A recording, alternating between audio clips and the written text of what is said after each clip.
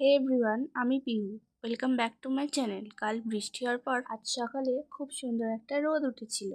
তারপর আমি ব্রেকফাস্ট করে নিলাম ভাজা ম্যাগি দিয়ে, যেটা আমি নিজেই বানিয়েছিলাম। আর এটা খেতে সত্যিই খুব টেস্টি আর হেলদি হয়েছিল, কারণ এতে অনেক ধরনের ভেজিটেবল ছিল। তারপর আমি স্নান সেরে পুজোটা দিয়ে নিলাম।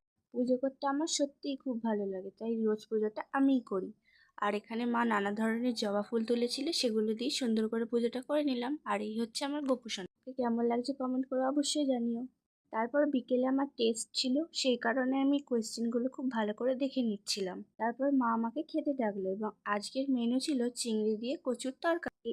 আর এই তরকারিটা মা খুব সুন্দর বানায়, আর এটা খেতেও খুব টেস্টি হয়েছিল, যেটা আমার খুবই ভালো লাগে।